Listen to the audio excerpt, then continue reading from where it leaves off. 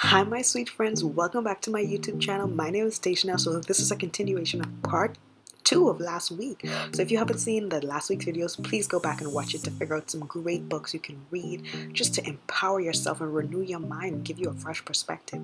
But these two are my favorite books and I believe everyone should read them just because they are just so enriching and so powerful and so packed with wisdom.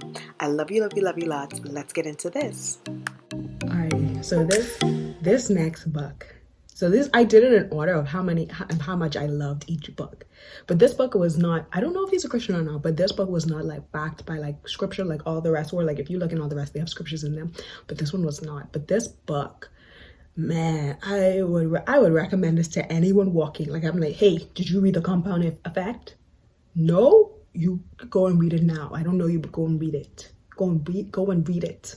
Don't come back to me until you read it. Ma'am, I will never see you again. Don't come back to me unless you've read it. Rude. I'm trying to help you. But anyway, this book, guys, I don't actually have the physical copy, so I'll just put a picture of The Compound Effect. Okay, I'm back. But The Compound Effect, basically what it made me realize, or not even realize, but it made me like consciously realize, because I think I kind of knew it but not really, is just the fact that we have so much power in the little things that we do. Oftentimes we believe we have to go up and make these big changes and make some great grand spectacular change in order to impact our lives or enhance our future selves. But this book is just like, no, the small things that you do matter. And I think that is so powerful because it gives us hope. Because as an example, you might look at right now, I'm just going to use this as an example because this is a normal example what people think is so hard, but working out, eating right. So let's start with the working out aspect. You might look and be like, man, in order to lose some weight, I have to work out 5 days a week for at least 30 minutes. That sounds awful. But you might be like, you know what? What if I work out for 3 days a week for 10 minutes? That is still better than what you did last week. And that first of all, you're starting to create that habit of that 10 minutes.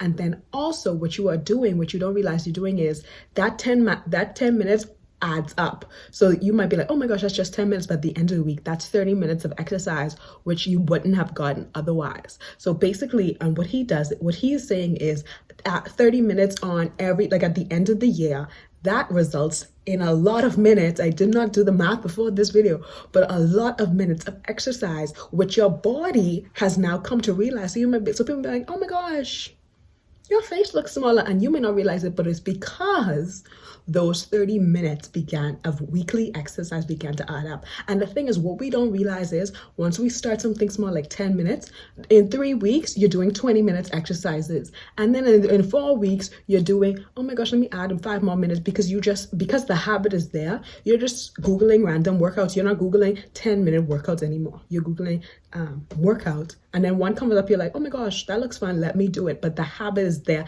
and now you've built on it. And I'm going to read you this quote, but it says, it's not the big things that add up in the end. It's the hundreds, thousands of millions of little things that separate the ordinary from the extraordinary.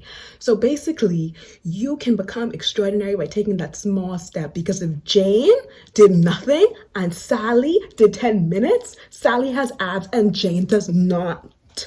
Because Jane laid down, but Sally did a 10-minute workout. Yes, go Sally, go Sally. Okay, I'm done. Alrighty, are you guys ready for book number? This is my favorite book. This is my favorite book. I need to get the hard copy of this book because I literally want to read this again, like in the summer, because I just read it in January, and I need to read it again.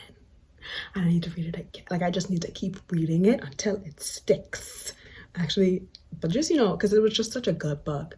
But the reason I love this book is because a lot of people are, oh my gosh, I'm not married or I'm single. It does not matter. This book is for you because it teaches you, it's just such a good book. But what I learned from this book is that it was real. That's what I liked about it. It was real. And it made me know that I think it opened my eyes, because before I believed that love was just this beautiful thing, which it is, but I was just like, love is so beautiful. And it's such a Disney movie. But what this book made me realize is love is a choice. And life sometimes get hard. But you have the choice to love through that. And that you can love. Mostly it was about like, it was targeted to what spouses, but I just applied it to my life. And I was like, when I get a husband, I will apply it to that. But basically it's The Five Love Languages by Gary Chapman. Insert here.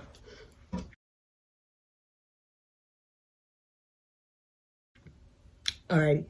This book was so phenomenal. As you all know, y'all probably know the five love languages: words of affirmation, quality time, physical touch, gifts, and forgot the last one. Acts of service. Oh, wow. And that's kind of what I do all the time. So that's weird. But anyway, those are the five love languages. But it used real life people, and it just showed how when they decided to love their spouse with their love languages that the spouse needed. I don't know if that made sense, but let me explain. So basically, let's say that you have Jane and you have Harry, and Harry's love language is words of affirmation, but Jane's love language is physical touch. Jane may be showing Harry physical touch, and Harry might be like, Jane doesn't love me. Jane doesn't love me. But what he was saying is, once Jane opened her eyes to see that his love language was words of affirmation, and she started speaking life into him. He was like, oh my gosh, Jane loves me, and his tank was full. And a lot of marriages, because they never really realized what their significant other, how their significant other liked to be loved, their significant other tanks is empty, and their tank is empty, and everyone's tank is just empty. And that's why a lot of marriages fail. Or like friendships or whatever have you. But it's important to know how the person, whoever that may be, friends, mom, dad, brother, sister, whoever, husband, wife, whatever they want, it's important to know that their love languages, so you can love them the way they want to be loved, so their tank can be full. And I just thought this book was so powerful. Like, I loved everything about it. I loved reading it from beginning to end. Like I said, I will definitely be reading this book again. I'm probably gonna make it a thing and just read it at the beginning of every year, just to remind myself that it's not about you, Dejanelle. Like, you may love acts of service to show love, but you need to ask the person, or let's observe the person, like, but how do they love to be loved? Because you might be giving them donuts every day and be like, this is so weird. Why is Station not giving me a donut every day? She's so nice. But that might not be their love languages, but I might be like, everyone loves a donut.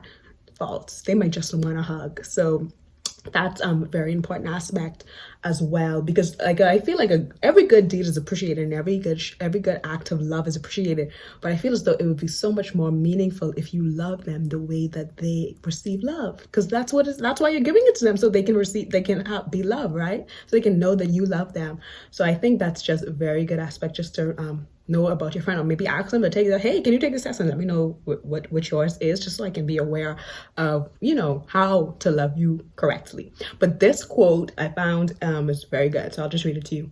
Our most basic emotional need is not to fall in love, but to be genuinely loved by another.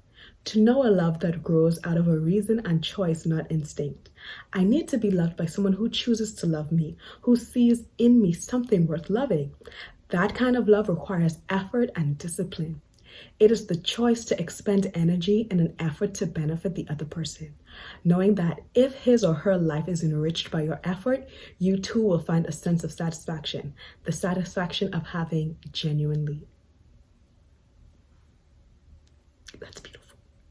I feel like a person loving you, like, regardless, like, just loving you for you, so authentic, so beautiful. And taking the time to love you the way you love to be loved is so nice. Marriage is such a wonderful thing, and I just want all marriages to be successful. And this book, of course, read the Bible, always read the Bible. But I think that this book has really good tips for marriages, for people to read before they get married. I feel people should read this while they're, just keep reading it. Throughout, if you ever, because I don't think people love language change, but they might. I don't think that's a thing. But This is a good book to read, especially if you're dating. But like I said, regardless, because everyone has someone that they need to love. It could be like a parent, a cousin, a brother, whatever. But we're surrounded by people who love us, and we want to love them correctly, and we want them to know that they are loved. So those are my books. Those are the 5 books that I recommend. I have read a few others, but I wouldn't be like, oh yeah, you must read this book. I'd be like, oh yeah, I read it. It was nice. Learned a thing or two, but to say I would read it again, not necessarily. But I'm still looking for more books. I'm always looking for books. So if you have books, actually, if you have books that you think I would like or you think other people would enjoy, please put it in the comments and be like, y'all gotta check out this. But these books are great to get you started. They enhance your prayer life. They enhance your attitude. They enhance what was the next one? They enhance the extraordinary woman that you are. They enhance who you are as you make small, little increments to become the fabulous, beautiful girl that is you. And lastly, they enhance the way that you love others. So these are actually really 5 well-rounded books. Oh, it's a party over here. 5 fantastic books with the Dage. Oh, I should make a theme song out of that. Let's go. 1, 2, 3, 4, 5 fantastic books with Dage. Girl, let's win the race of life. Roll the dice. Oh my God. Okay. Thank you if you watched this till the end. Like I said, always a pleasure to film these videos for you guys, no matter how crazy the week is. I love doing this for you guys. I love doing this for me too, because it's like so fun. It's such a nice hobby to do. Thank you. I really hope you enjoyed this video. Give me a thumbs up, share with a friend, comment your favorite book, of course, like I asked, and let's just enjoy the rest of our week. Happy Sunday. Bye, girls.